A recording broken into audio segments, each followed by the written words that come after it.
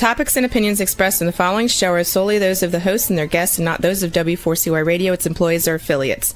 We make no recommendations or endorsements for radio show programs, services, or products mentioned on air or on our web. No liability, explicit or implied, shall be extended to W4CY Radio or its employees or affiliates. Any questions or comments should be directed to those show hosts. Thank you for choosing W4CY Radio.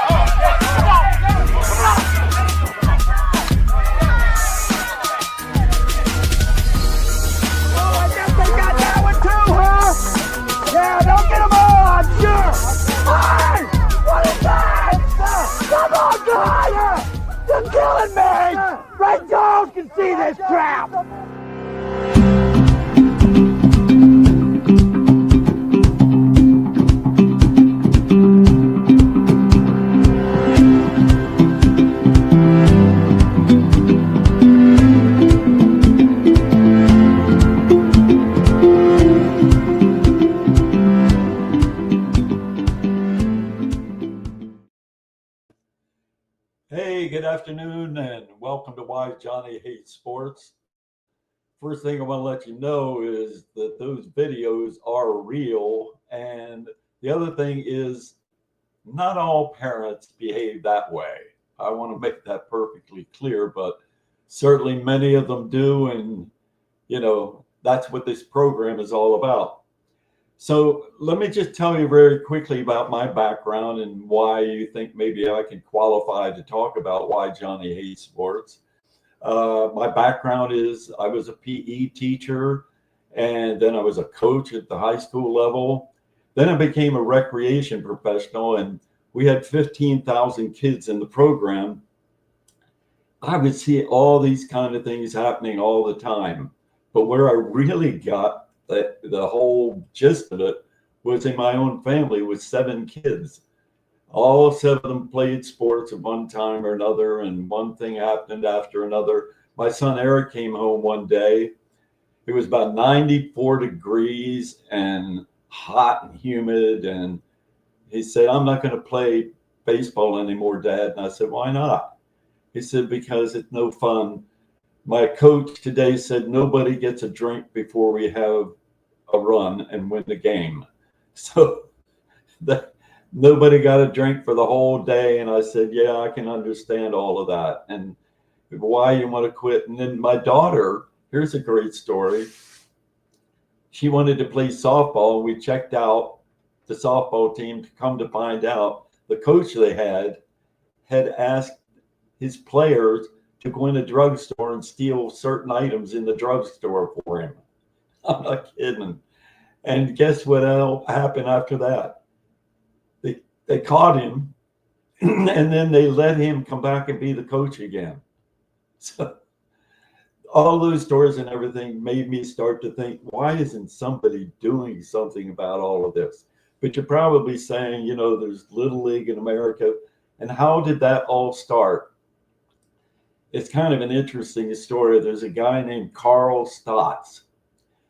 And Carl Stotts, I'm sure, was someday sitting on his front porch in Williamsport, Pennsylvania, rocking chair, looking out in the field and seeing these Sandlot kids out there playing and saying to himself, "Hey, I wonder if maybe we could get these kids to have a regular team."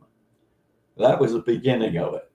And so he organizes a team, and then he goes to the other part of town, and they have a dairy company and whoever sponsors another team, and they end up with 3 teams, and they start playing each other.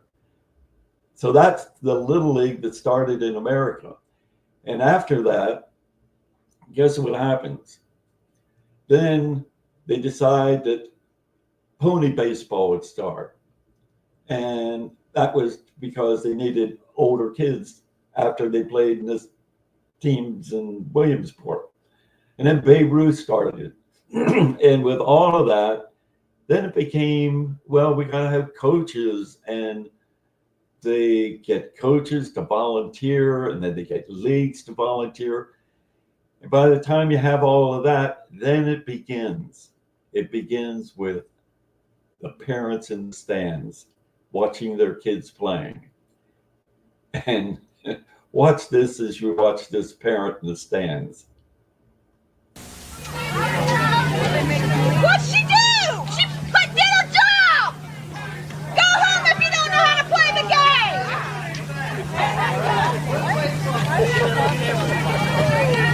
She played it perfectly! She was out! Get over it! Well, they're winning! What's the big frickin' deal? Well, he had no business talking. He had no business saying one word to Hillary. Well, that's my kid. I sit here watching that. I've seen it so many times again. And I think, how many of those episodes of the people that are watching this show seen? And I know there's a lot of them. And that's why I'm really happy to have our guest today, Dr. Andrew Jacobs from Kansas City, Missouri, one of the nation's leading, how do I put it, youth sports psychologist, no, top-notch trainer of players in the Olympics, but just one of the great guys that's out there that knows all about this. So with Andy, he has a program called The Winning Edge. Excuse me. And with that, Andy, I'd like you to do me a favor. After looking at that woman in the stands, can you tell me what you thought and what you see? And how do you ever explain how this happens? Well, Fred, I'm in my 44th year of work as a sports psychologist, one of the first trained sports psychologists in the country. And I've been on the radio here in Kansas City for 34 years, and I talk about this stuff all the time. What's going through my mind is that lady needs a lot of help, and her kid's going to need a lot of help. Because, you know, I've co-written a book with Jeff Montgomery, the Kansas City Royals all-star closer, and Pete Malone, who coached swimmers for 40 years, including 8 Olympians. It's called Just Let Them Play, Guiding Parents, Coaches, and Athletes Through Youth Sports. You and I have been working on things for a number of years. We've known each other for a long time. This problem exists all over the place because parents take their egos into the game. You know, kids sports is supposed to be that kid's sports. I just turned 70 years old. When I grew up, we would go up to the grade school with my friends. We'd play baseball. We'd play football. We'd play basketball at my house at the wraparound driveway. There weren't youth sports leagues when I grew up until we were like in 5th or 6th grade. That's when some of my friends started on a baseball team. Now, that's when we were, 11, 12 years old. Now, you've got youth sports organizations and games for kids at 4. There's a youth sports league, a soccer league here in Kansas City, where I live, that has soccer players playing at 2 in tournaments. They're still wearing diapers. All right. The main reason for this, Fred, is money. Okay. It's all about money. People are making money. Youth sports has become a multi-billion-dollar business for all the things that go on. There's uniforms, there's tournaments, there's trophies, there's coaching fees, accessibility fees, all this stuff. It's become a huge business. And parents let their egos get involved. My sons are now 35 and almost 34. I coached both of them growing up. My younger son swam till he was a senior in college. When my younger son enrolled in kindergarten, my older son enrolled in kindergarten, the day before school started, I got a phone call from a dad organizing a kindergarten soccer team. He asked if I'd be interested in signing my son Jonathan up. I said, thanks for the call, but no, we're not interested. He likes to, we play wiffle ball in the backyard and run around. He's not interested in soccer. And this guy said to me, I don't know what you do for a living, but obviously don't know a lot about sports. You don't sign him up, he's going to fall behind everybody else. I said, well, you're right. You don't know what I do for a living, and I know a lot more about sports than you, and he won't be playing on your team. It's about ego. It's about egos. This is what I've dealt with for years in my office. I give speeches on this all the time. Parents and adults, the parents and the coaches' egos get involved. I have a saying, a good coach checks his or her ego at the door. It's not about them, it's about the kids. And parents at these games, and I saw it with my kids growing up, playing basketball, playing baseball, playing soccer. I saw all these parents going crazy in the stands. Why? Because their son made a mistake. Their daughter missed a shot. And it all became about the parents. And I felt bad for these kids because God knows what happens on the way home. What do you think about that, Fred? So, Andy, I had a child psychiatrist one time say to me that youth sports for kids is the greatest form of child abuse in America. Can you believe that? What's your reaction to that?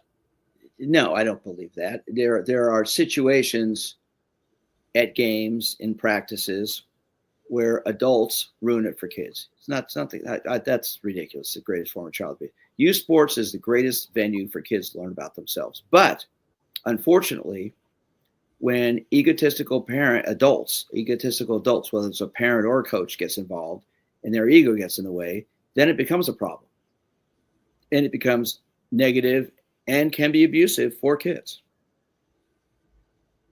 Yeah, I guess. I mean, it's just amazing that you see these kind of things that we saw in the beginning that go on and on. And I guess one last question to you is, you've been around, I've been around, and we continue to see it. Maybe not as much, but yeah, there's more cell phones out there to capture everything. We have one of the things with our organization, the National Alliance for Youth Sports, that we have every single week called Press Box of incidents that have happened around the country. There's never been a lack of any reports. Yeah. And, I mentioned my book, Just Let Them Play, Guiding Parents, Coaches, and Athletes to Youth Sports. And here's my favorite chapter. Embracing failure can lead to fun. Part of the problems we've got, adults' egos get so much involved with winning that the fun goes out the window. And if we just talked about, I'll give a great example. Jeff Montgomery, Kansas City Royals all-time closer, co-wrote my book with Pete Malone. Jeff coached my oldest son, Jonathan, while he played baseball. And one of the things I loved about Jeff's coaching, and this is a guy who has over 300 saves as a major league closer. One of the things I loved about the way he coached is when a kid made a mistake on the team, he didn't get angry at him, didn't yell at him. We had a young man who was having trouble pitching. Jeff went out on the mound, calmed him down. He said, but look, if you throw your glove down again, you're going to have to come out. Well, this young man threw his glove down again. Jeff went out, said, okay, you're coming out of the game, sit on the bench. He said, at practice, we're going to work on your attitude. We're going to work on your behavior on the mound, because that's not going to work. Jeff didn't get mad at him, didn't yell at him. He coached him. That's what it should be about. And this young man's parents, Jeff talked with them after the game. They said, we love that. Coach him. We need help with that. They even consulted me to work with him. So that's a great story. We're running out of time, Dr. Andrews. One of the things I asked you before, if you would be willing to come back next week, and that is one of the things that has always plagued my mind, and that is the early mature of kids in sports, where kids are maybe chronologically, they could be 10 years old, but they could be 7 years old maturation-wise. So you have a 10-year-old playing against a 7-year-old. But I'd like to really hear next week when you come back, we can talk about that. But it's been really great having you today. Let me finish with one saying, Fred. I'd love to come back. A good coach is a good psychologist. A bad coach needs a sports psychologist. Love it. Great one. Thanks again for being here, Andy. Sure thing, Fred. My pleasure. Well, next week, we're going to be, as I say, we're going to be talking to Dr. Andy Jacobs about all these things with kids in sports. But as we close, there's finally one little commercial that we'd like to show, and then we'll be back next week, Friday, 11 a.m. See you then, hopefully. In this best-selling book, a child, while failing to live up to his father's expectations, is shamed and humiliated beyond belief. He vows to never allow his own son to face the same.